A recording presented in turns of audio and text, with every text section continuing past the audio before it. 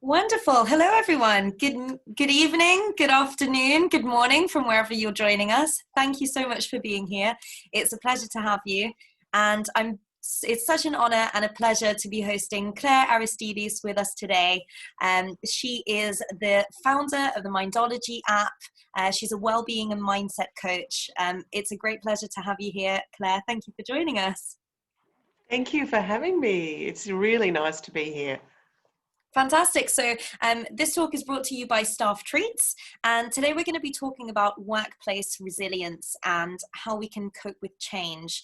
And we all know that everyone has been coping with an incredible amount of change. So especially this year, probably more than ever in the workplace. So our goal is that you leave here today with a better understanding and some practical advice on how you can practice resilience in the workplace. So I've had the pleasure of catching up with Claire last week, and she's an amazing aspirational woman. And I'm very excited to just be able to share some of the experiences. So Claire, it would be wonderful to just hear kind of all of your experience from the corporate world and everything else that you've done, and how that's brought you around to resilience and how you practice that. Sure, absolutely. So the short story is, so I finished uni, I finished an arts psych degree, and I went and I worked into the corporate world, working for KPMG and the Financial Times. I left that to follow a dream of creating a fine jewelry brand. And during that time when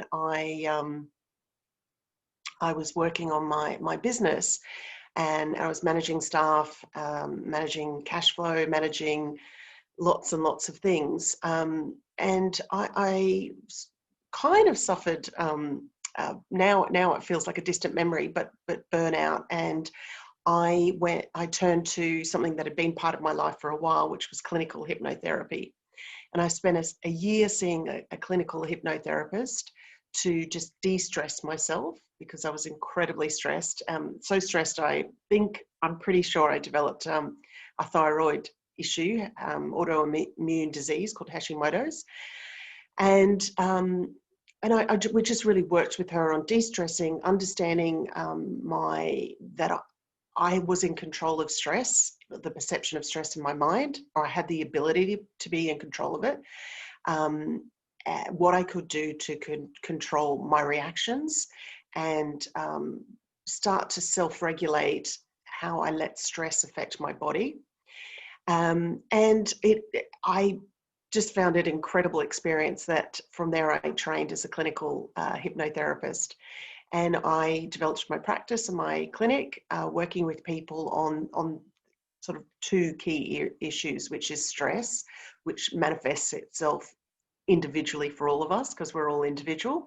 So the way I deal with stress and what is stressful for me will be different from you. Although I must say COVID universally we're all universally being stressed out by COVID, and confidence. And the two are quite interconnected, because if you can develop confidence in yourself, and that brings in self-esteem and self-belief in yourself, you can maybe stand up to more stressful situations or set boundaries and say no, and then manage stress more into your life. So from there, after a lot of work with different people, I wanted to create something digital and scalable, that like a toolkit for individuals to listen to in their own time in the privacy of their own home. And that's what became Mindology, the app, and the workshops and the platform. So that's the journey. It's a great journey, and 20 years in the making. 20 years in the making, exactly. And I want to just dive into detail and just talk about all of these areas that you've kind of touched upon. I mean, first of all, like you've seen, I think people are accepting and acknowledging now how much of a profound impact how we think and the stress levels that we have are affecting our bodies, or affecting our health, affecting our well-being, and also how it's becoming more accepted how things like being mindful and being more aware of how you're dealing with your emotions and processing those emotions and dealing with them can actually lead to massive improvements. So I guess, how do you think, why is this concept of resilience particularly important this year with COVID? And also, what does it mean to you to be resilient? And how do we bring those together? Well, the first thing is, when COVID, if I had said to you 2 years ago, so for a period of time, you're going to not be able to leave your home, you can't see your family and friends, you'll have to Zoom everyone, you could maybe go for a walk for up to an hour, but you're going to be stuck at home. And if you have children, you have to homeschool them. You would say, no way can I do that. Absolutely. But we have all globally done that. So that's my number one point on resilient, is that often you are much more stronger than we give ourselves credit for. So if you think back to all the challenges that you've been through, you've survived them. And I'm not saying they don't hurt, and they're not hard, and they're not emotional, and they can wear you down. But I think the big point that's come out of COVID, and particularly what the corporate world's starting to acknowledge, that when you go through stresses and trauma and pressure, like an athlete, you need downtime. And for some individuals, that might be 1 to 2 days and they bounce back. For other individuals, it may take a little bit longer. But it's giving yourself that time to cope with what's happened, to, time to heal and recover, and then come back. And I think that's becoming more accepted, rather than this work. And it's a sign of weakness to have downtime. Having downtime, recovering, processing what's happened to you, dealing with the emotions, putting it in perspective, and then, okay, I can bounce back. And that is a great cycle to building resilience. Just taking stock of what's happened to you and how you have coped, and what strategies you've used to cope. And that downtime is really important. And I hope that's what corporates are accepting as part of a culture. Definitely. Part of their culture.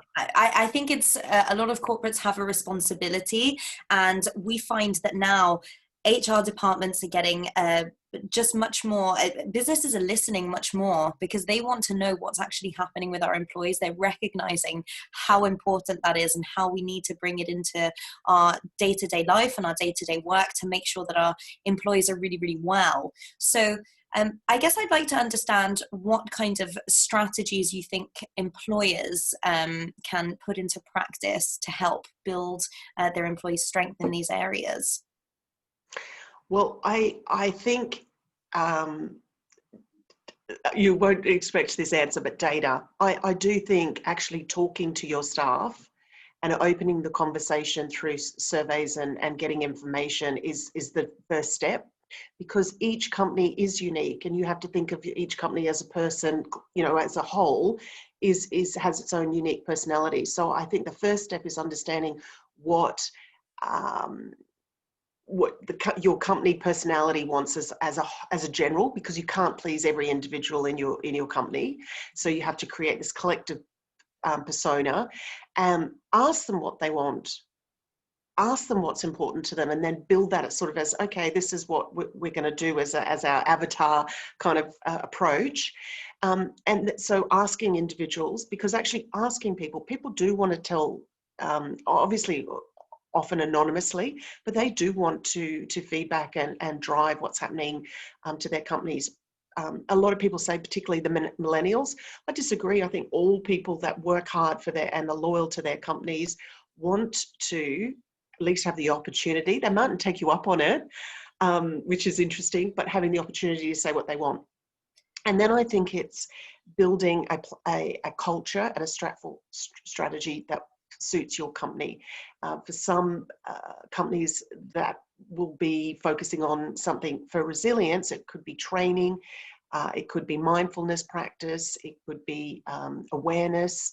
I mean, the key elements of resilience is building self-awareness around emotions, what's actually happening to you, then building understanding self-regulation. So if I'm, particularly in the corporate world, if I'm stressed because I'm overworked and coping with what's going on, what you want to teach people is how to deal with the emotions rather than lashing out at a colleague, saying something that they'll later regret, sending an email to a client or supplier that's, so that's the bigger picture for the company's point of view of helping an individual understand what's going on for them and then helping them manage that.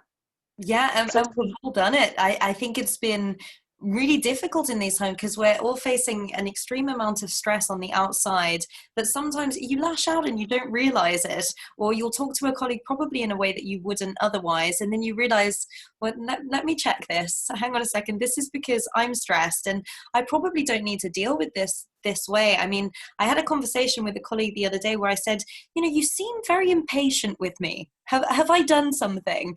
And I think just opening up and having those conversations one-on-one, first of all, they could say, well, I'm waiting for you to do something and you haven't done it. Great. I can do something about that. Or they could say, I'm having a really stressful day because I think today a few clients I'd spoken to, their power had gone out. So they just had a horrendous morning of trying to have important calls and present presentations on their mobile phones, so sometimes there's so much that we don't actually know, and it really resonates with me what you said about the data, and we've touched on this in some other webinars. So we know that people are responding much more to surveys than they were ever before, especially sent from companies, but also some businesses are afraid to get the information out there because they know, or they feel, there's nothing I can do because, COVID, we have to work maybe remotely, or we can't have our staff there. But in fact, there's nothing in the data. When you have the data, there's something you can do about it. And I think that's the most important learning for why businesses should be trying to make some change. So I think there's some really great strategies into building into your culture, being able to have those conversations. And the other thing is, when you have the data, actually, it's interesting what comes out of it, because answers do start to appear there, rather than you just assuming what everyone wants. So number one, that. But the other thing is, because so much is now Zoom life, as individuals, we understand. So if I'm meeting you face to face, I pick up so much more information about you, and I understand you. And that ties into emotional intelligence, as being aware of other people's emotions and your own. When we're on Zoom world, those cues and that information is really shut down. So actually, it's even more essential to understand emotions of yourself and others, and what all that means, and how you manage, build self-awareness and self-regulation of things is even more important, because so much information is not available because we're not face-to-face now anymore. Everything's on Zoom. So it's even more important that companies least information to their staff, to say, this is some resources, this is for your availability, come to us if you've got questions, and that's a great first approach, I believe. Yeah. And also just setting up the new ways that we're going to be working together. I mean, even now, we'd love to be having a talk where you'd be able to address everyone that's joined us today. But I just wanted to say that we do have a chat function and a Q&A function. And please do send any questions, or if you hear something that really resonated with you, please post it in the chat. I'm really keen to share that.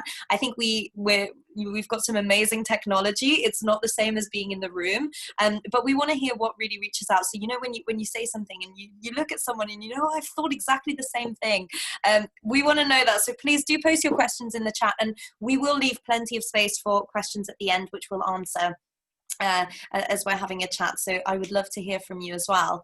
But Claire, I want to understand a little bit more. So you've said that hypnotherapy is something that really helped you with your personal experience with building this resilience. And I think there's a lot of misinformation about hypnotherapy. I didn't know the full details of it before we'd had a chat. I hadn't looked into it myself.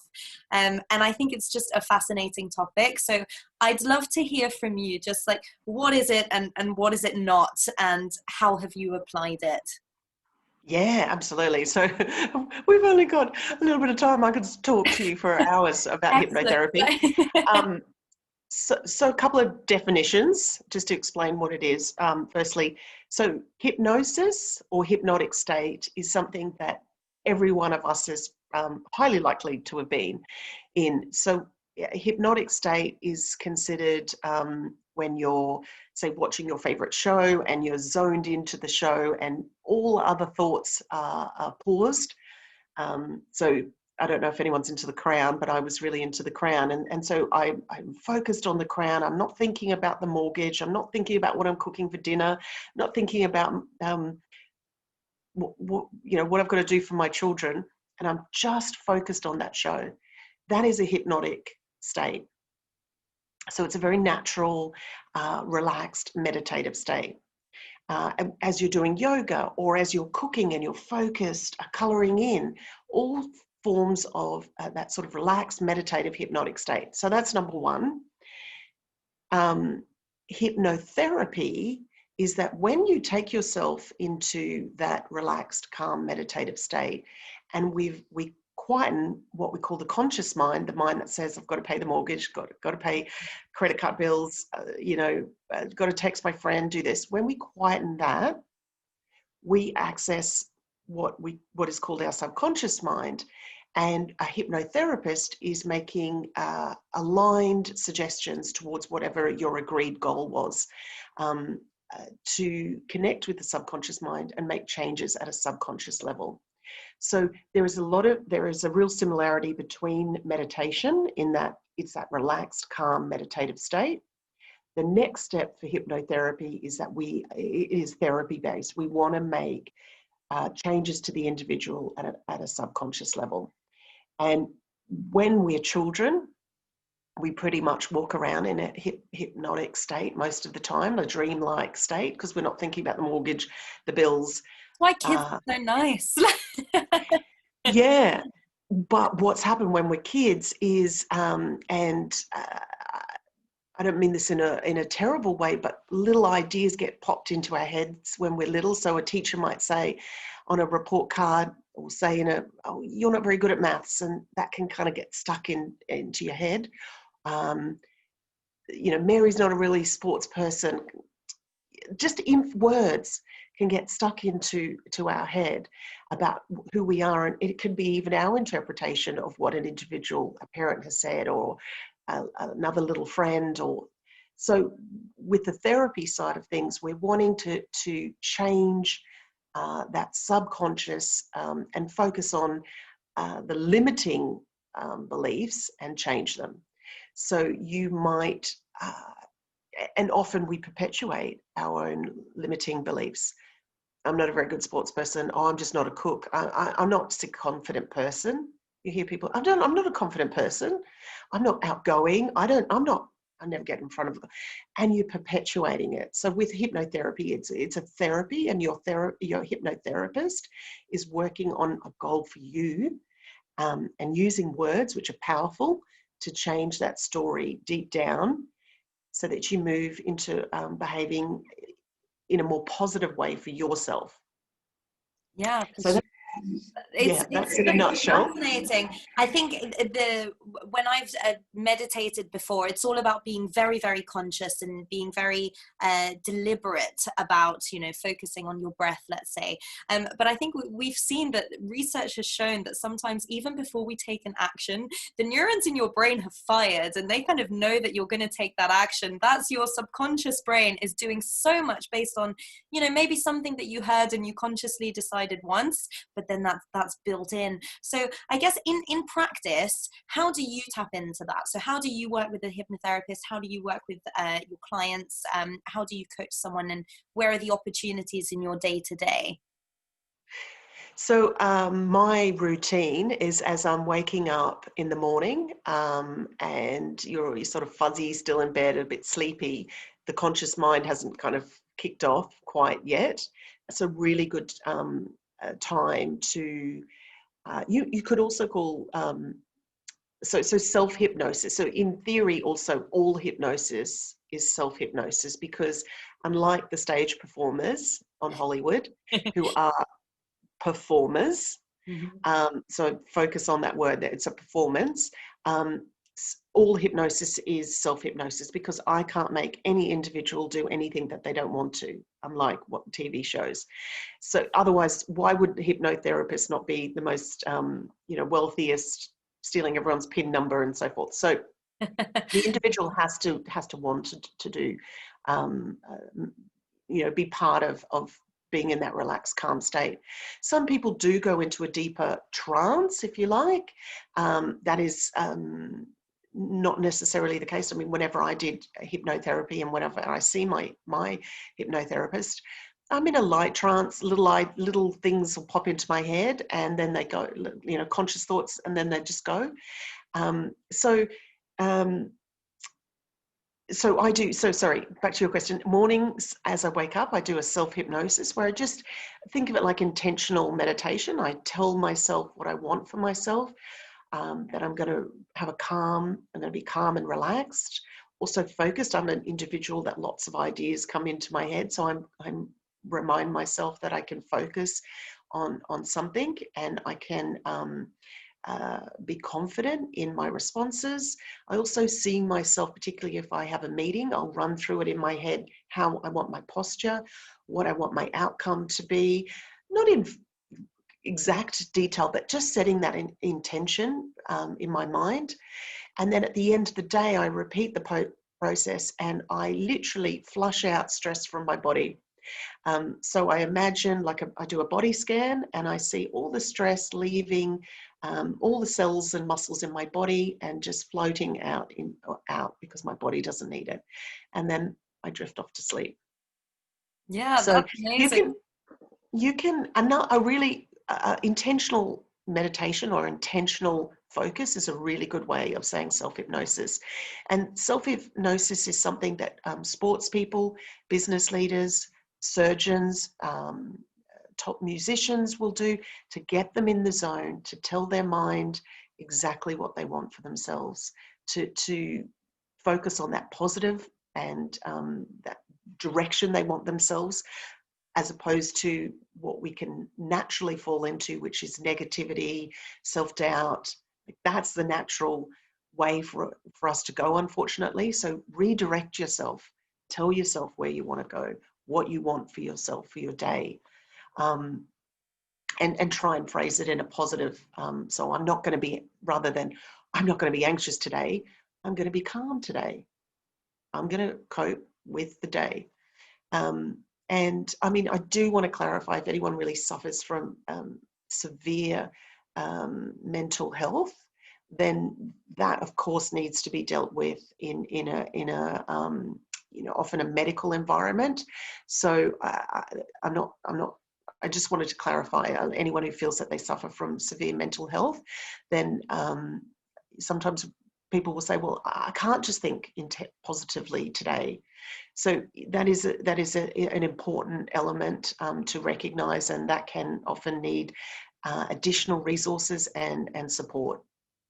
Definitely. I think that's a great point. And hypnotherapy is, like you said, it's very much a great tool that we have at our disposal. A lot of the times we'll start off the day and we won't think about what we want to do. So it's if you just set that intention. And I guess my question for you is, we all start off with great intentions, right? We'll start off the beginning of the year and we'll go to the gym 3 times a week and we'll eat clean and stop drinking. And then, I don't know, the 1st of February comes around and half the New Year's resolutions are already gone for whoever's setting them. So say, you have a great morning and you've set up this intention in this space that you want to be in. And then you have, I don't know, your train is late. This is not happening right now, but your power goes out and then your kids are screaming and you've got a really difficult meeting.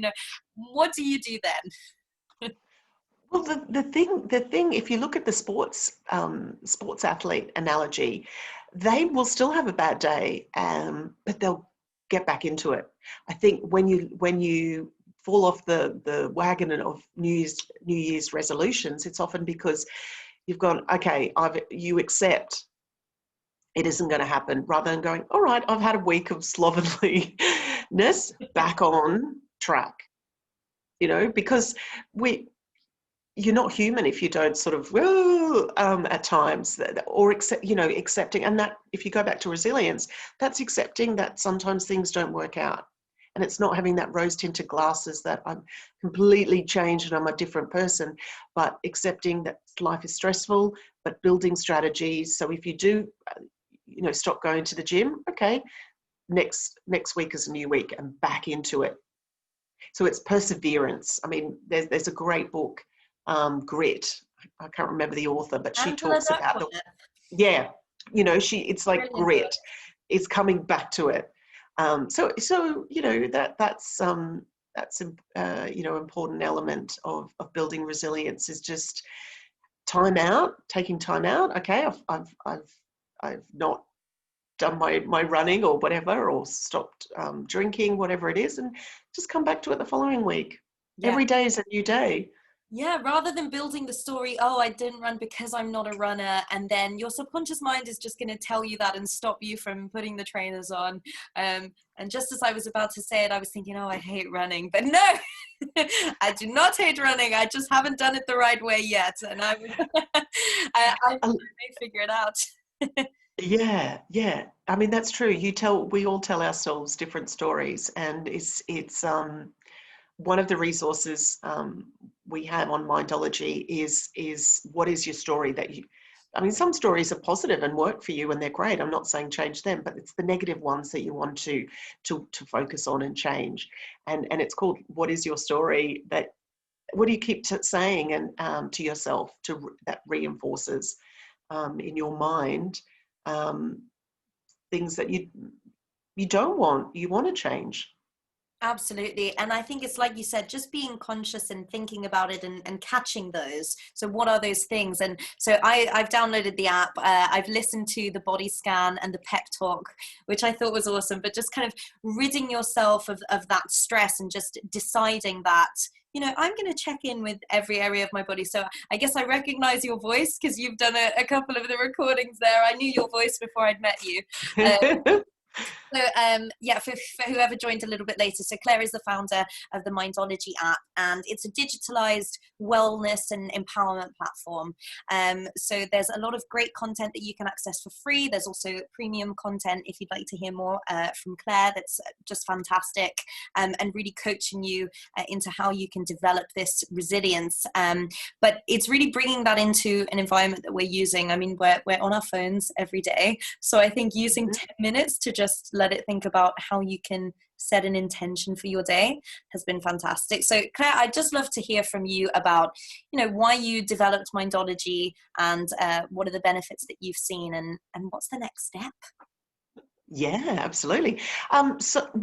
Mindology went with my clinic practice and therapy. I was seeing people for two reasons. And the first one was stress. And then how that manifested itself for the individual was unique to them. So for some people, it's sleeping issues, drinking more than they wanted to, just angry. So stress is one category, and then confidence is the second one, and they're tied into each other. So when you work on an individual's confidence and self-belief, often they feel stronger in themselves to deal with stress, which builds their resilience. They change their attitude or mindset, like set boundaries with other people so people don't, they don't feel like a pushover or they're pushed around by other people. They can stand their ground more. And that doesn't mean being aggressive or anything like that, but being more assertive and saying, actually, I can't do that now. No. So stress and confidence are the two big areas for most people. And as I said, how that manifests or that means for the individual is unique. So back to me and my stress was affecting my fertility. So I was doing IVF, stressed out working. I needed to just change my relationship with my business and my mindset about myself. So I was doing everything. I couldn't delegate to my staff, even though I had staff.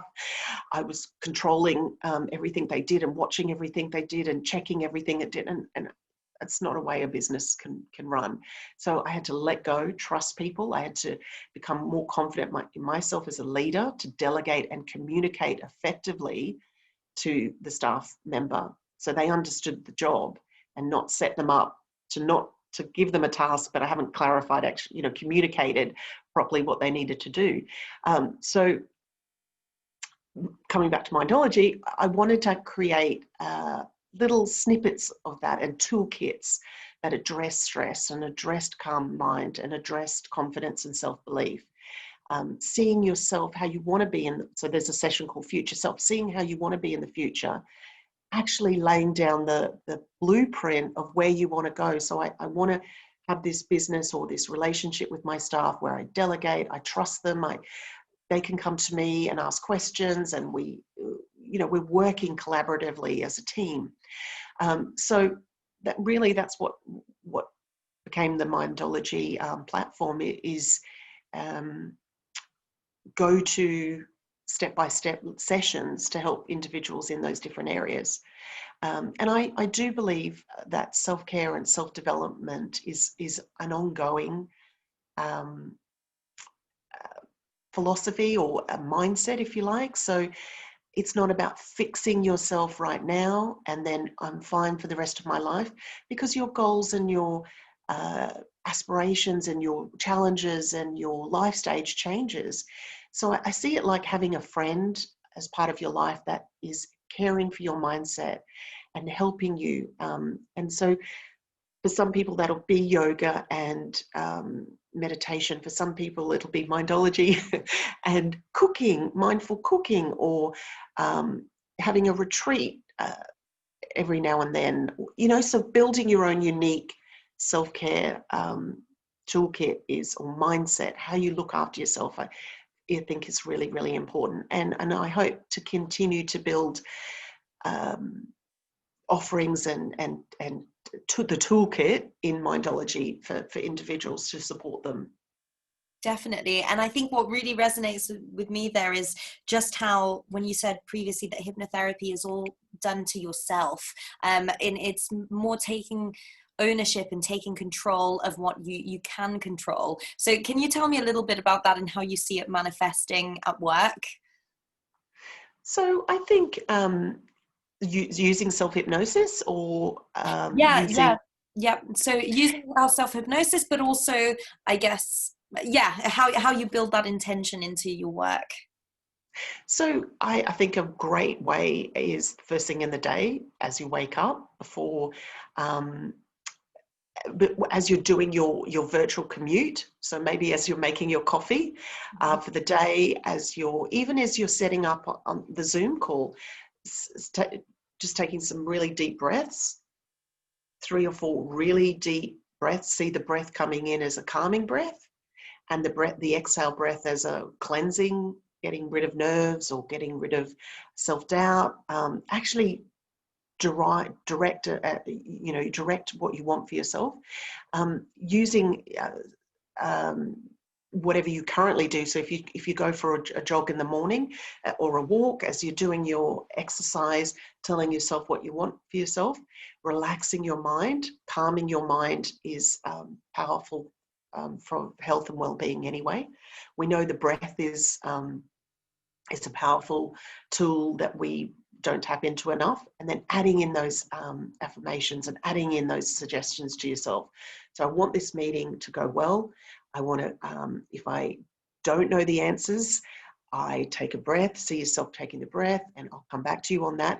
So think of it, again, the analogy of the sports person, seeing it over in your mind, even a meeting, how you want it to go, a client interaction, feedback with your boss, you're getting your appraisal.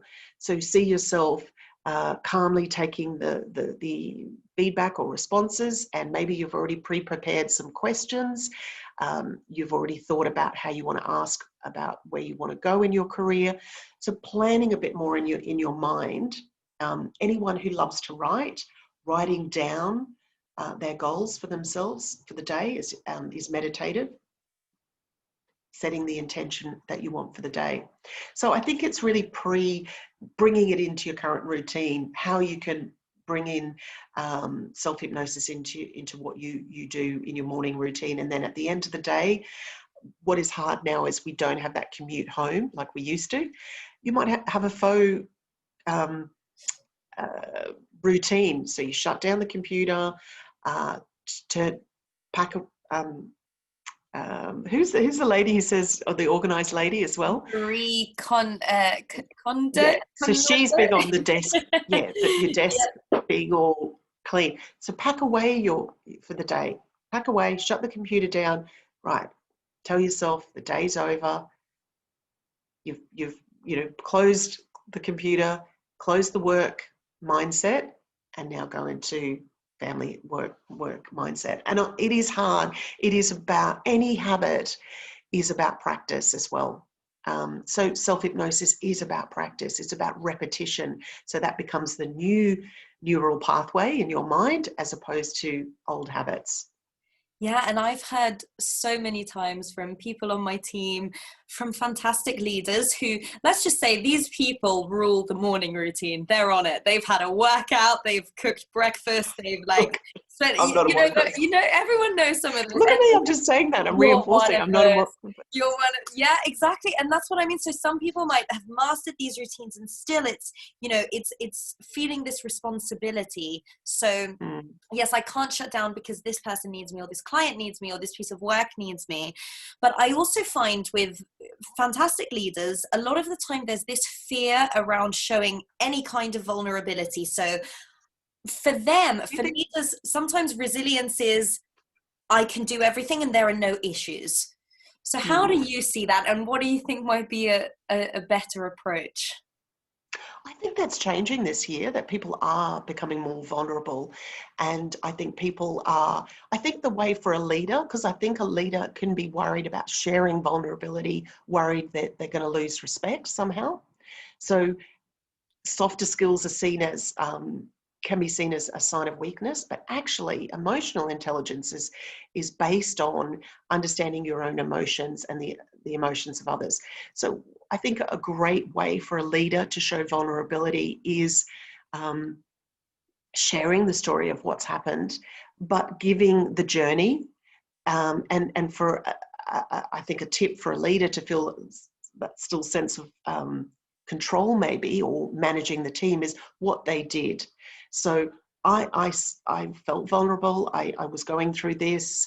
I found this is what I did. This was my learnings, and this is what got me through. Can be a great way for a leader to show vulnerability. So they show the life cycle of what they've gone through as a learning for their team.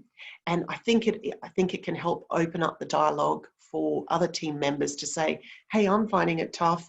Great, I could try that. Oh, for sure. I think the leadership set the tone and the culture and the responsibility to the rest of the business.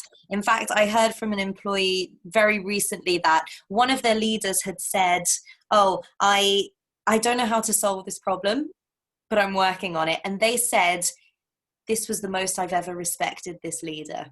And I thought it was fascinating, because leaders are so afraid to relinquish the control of, I've got everything figured out. And sometimes people will respect you more. It's not about having it figured out, but it's more, but I will. I don't have it figured out, but I will.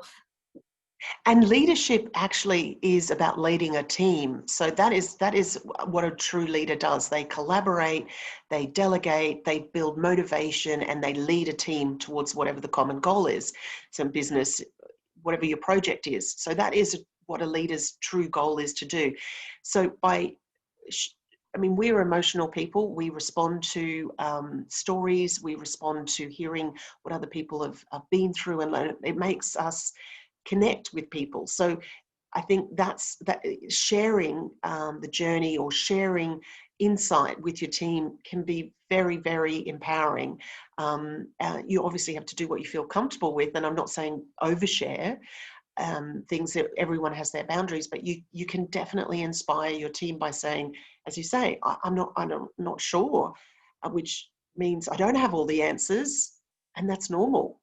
But I'll get there, because they're obviously the leader and the driven. So it's I think it's a really lovely facet to a leader, to be that little bit vulnerable, and it shows that as you say, the team are going to respect them more. Like, this is fantastic. Mm. Yeah. And I think it's great that you said it's changing this year. I think some people are still maybe in positions where they don't feel that's the case. And I'm curious to look at different areas in the organization. So what do you think employees could be doing if they're feeling like they're reaching the limit of that resilience? How do you go about that if maybe your leader is not kind of supporting this kind of culture? So the big elements to building resilience is remembering what you're in control of. So when COVID first hit, and I was running a lot of sessions because everyone was freaking out naturally, is connecting back to what you're in control of. So I think as for an employee, and you may be in a situation where you don't have a very inspirational or empowering, or you're not connecting with your boss or your colleagues, remember what you're still in control of and focus on that, rather than I hate this job and I don't connect with this boss and I'm not enjoying it. Focus on what you're still in control of in your day, so that gives you a self-control and self-empowerment. Remember what got you through tough times in the past. Friends that you can have a good vent to, that you trust, obviously picking people you trust, and you can set boundaries. You don't have to tell everyone everything. Share what you're comfortable with. And remembering that I think also sometimes people have rose-tinted glasses about people they admire and think, oh, life's a breeze for them. It all works out. It doesn't. Everyone has adversity. As we know with COVID, everyone has been affected by it. So remembering that it is a part of life, unfortunately, the good times and the bad times, but rather than having that rose-tinted or it happens to everyone else, it always happens to me rather than to everyone else mindset, what are my options? Right, riding through the tough times and remembering what you're still in control of, remembering what got you through the tough times in the past, your friends, true friends. Was it exercise? Was it going to bed earlier? What did you do to look after yourself? And reconnecting back to that. If Yeah. you are in, yeah. Sorry, go ahead. I think, I mean, people are feeling, I know a lot of people also during this time are probably, if they wanted to change jobs, they're thinking now's not the time through a pandemic. So if you feel stuck in a job, I think it's can you make the decision of, and I know it's really tough, that I'm going to make the best of what I've got right now.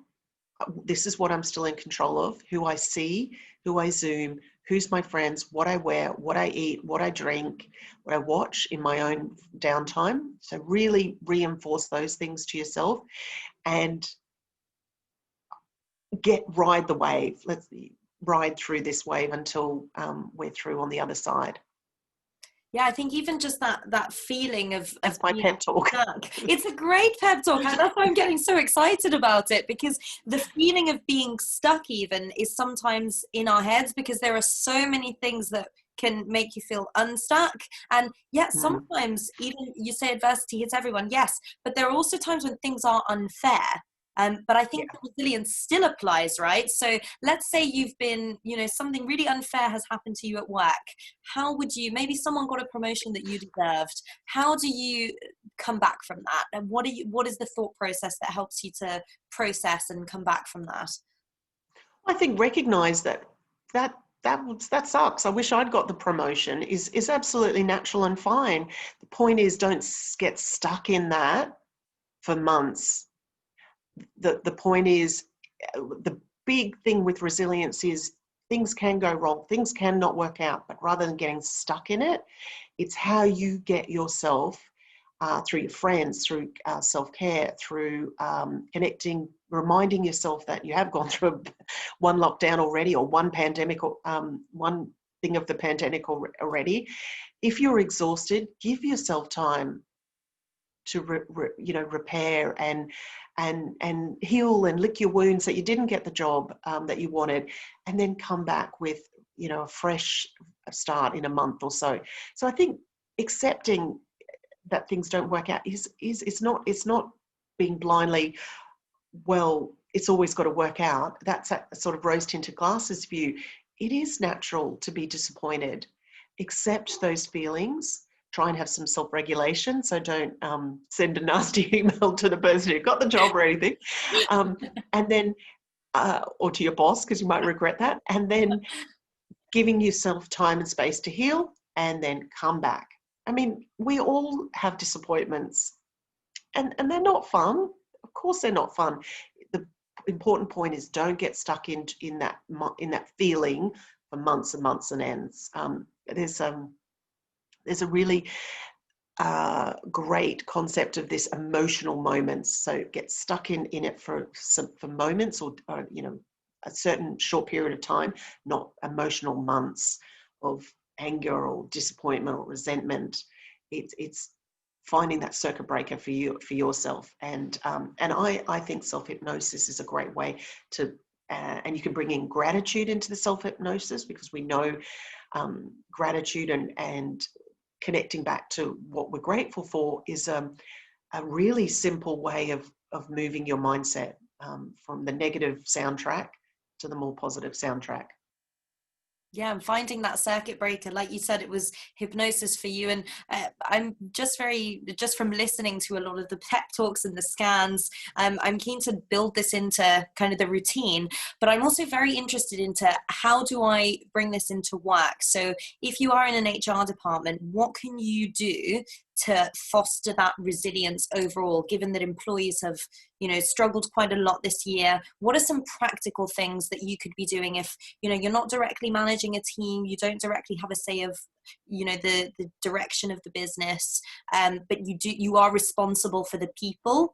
What can you be doing there? Well, if I was HR manager, I'd be doing a group Mindology session together, all come together, talking about the topics. So putting it on the table. I did with a company a session on coping with criticism, because it's not nice. It doesn't feel nice. How do you bounce back from that? I think bringing these concepts on the table, bringing them out of the cupboard, that we all sort of talk to our friends about, but bringing these topics into the open, within the context of your corporate culture, you know, your company culture. I talked about that. Every company has its personality. So bringing it out into the open, discussing, offering your staff resources and solutions, and access to information so that they can start to build these new techniques for themselves. So a group session talking about, is that what you mean? Sort of Yeah, like that's that? really interesting. Yeah. And I also think HR individuals need to really look after themselves. So this year they've been, you know, so much responsibility, so much has happened for everyone. I really feel for HR staff and head of people, because office administrators, they've really taken the brunt of this. So remembering you need to take time out for yourself, because you've probably been, you know, had a lot of people coming to you, offloading, sharing their worries, sharing their concerns, sharing their stresses. So making sure you've also got the outlet to look after yourself, so you can come back, go, right, I'm ready. Yeah, definitely. And I think this group session of just like airing kind of the concerns, I think that's brilliant. I was listening to a podcast, People Leading People. You may have heard of it, but in one of the businesses, they talk about how they just have a session where they air the concerns, and no one gives any solutions. We just put it out there. We're just going to talk about, like, this is what's wrong. And I think that's what a lot of businesses can realize, that you don't have to offer a solution, because often there isn't like one magic wand that you're going to wave and it's going to fix everything, but kind of just accepting that things can be difficult and we can kind of group together and we can do better. And like you've said, we've come this far through everything that we've done before, and we've overcome harder than this. So I think it would just be great to see, just to get a bit of a structure from you. So what are the, let's say, 3 practical ways that we can build, you know, we can set resilience as ourselves for a goal? Like, what are the things, like the 3 takeaways that we can do straight away? Have a self-care routine, whatever that means for you. So that will be unique to you. Reminding yourself what you've gone through. So you've probably gone through breakups, divorces, deaths. Remind yourself that things do always change, and that doesn't mean it's going to always work out and it's a happy ending, but we do go through tough times, and you can come out the other end. Who's your support network? Zoom world has changed that, obviously, and it's even more important now to connect and feel that sort of connection with others, even if it is only through Zoom. And be aware what you're saying to yourself.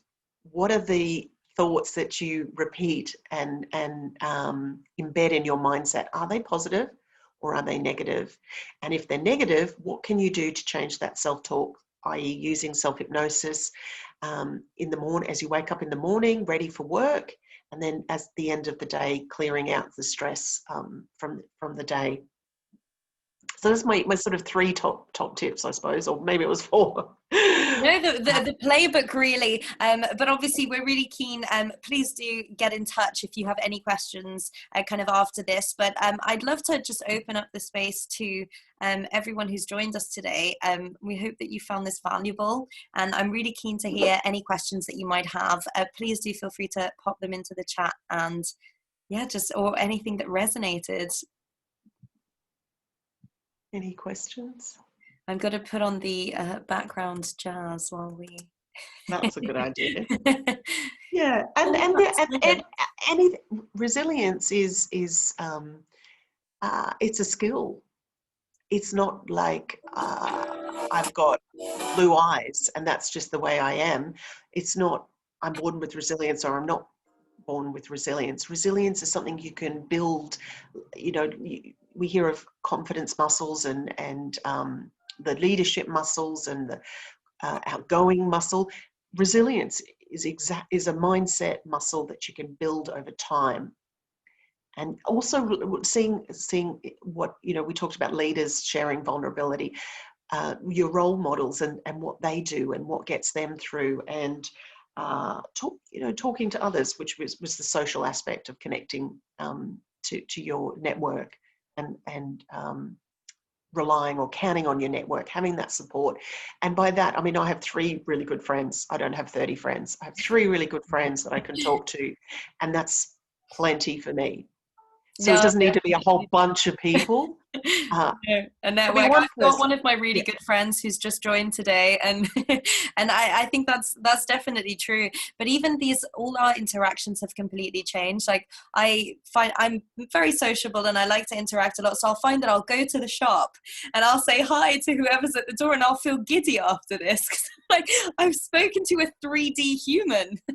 Yeah, I know. What an experience.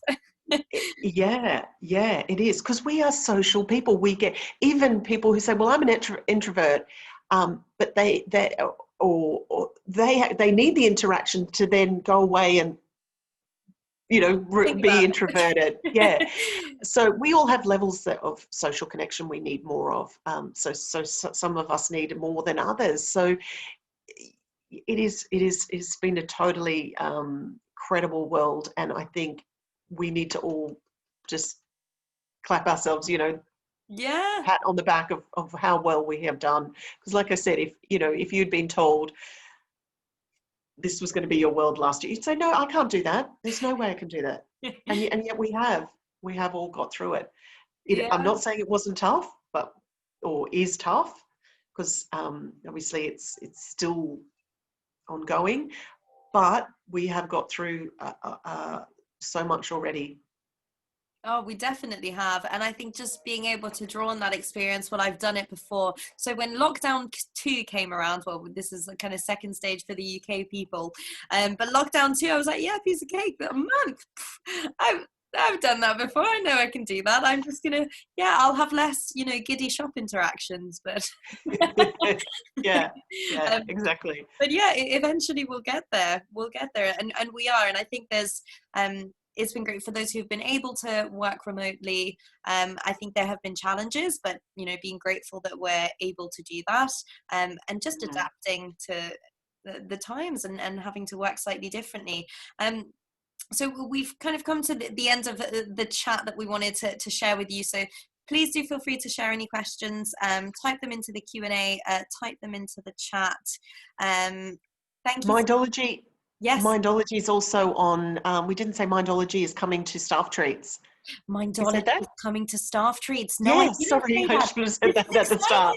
No, I haven't caught up. Yes.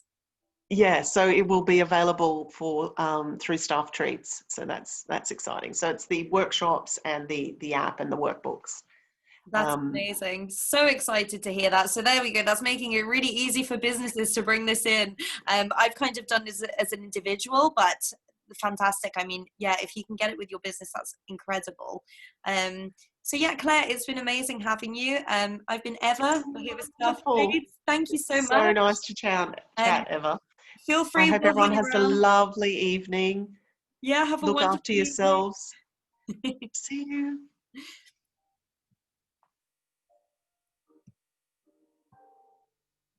I think we'll hang around for another 5 minutes if anyone has any questions, but thank you so much. We might have some last minute questions.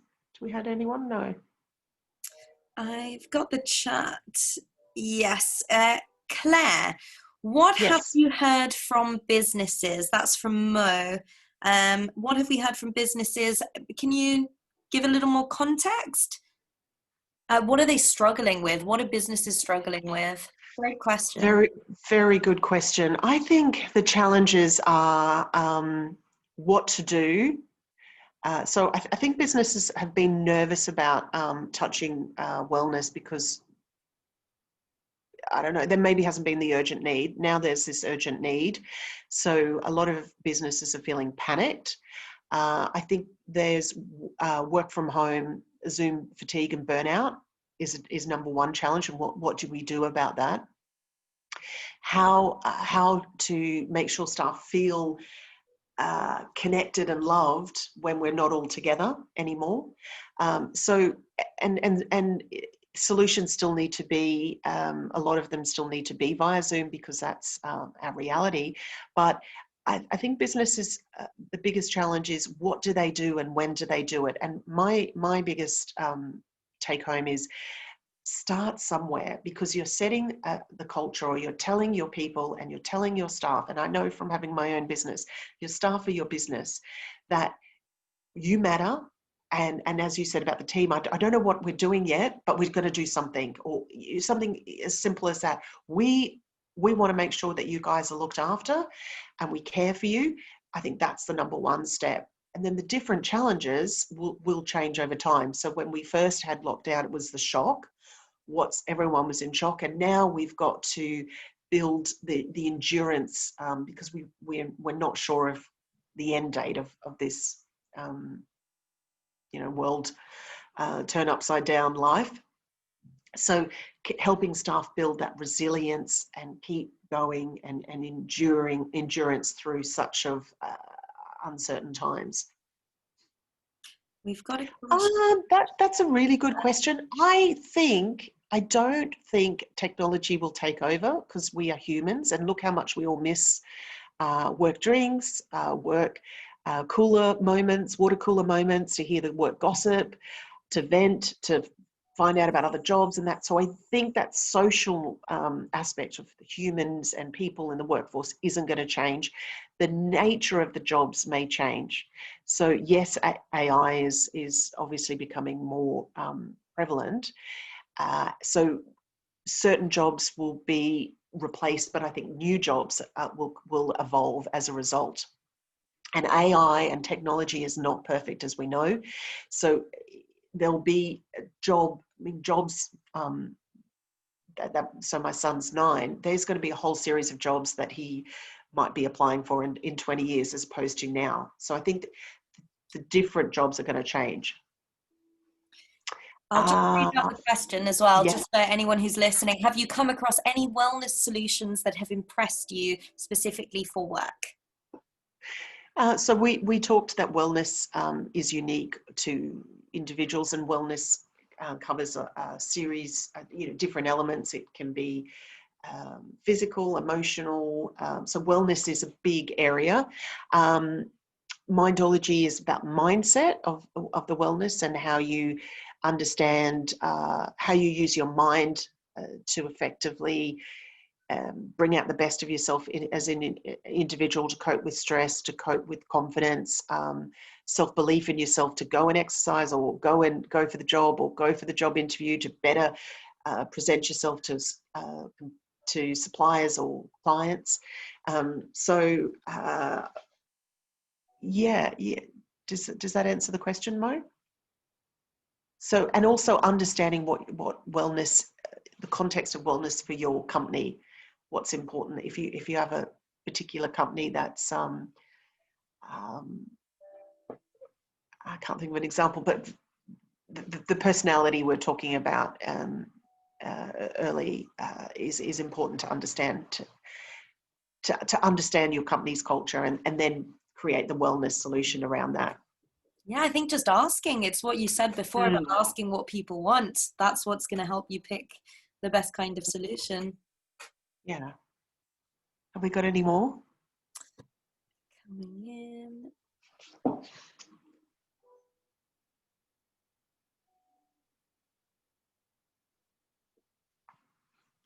No?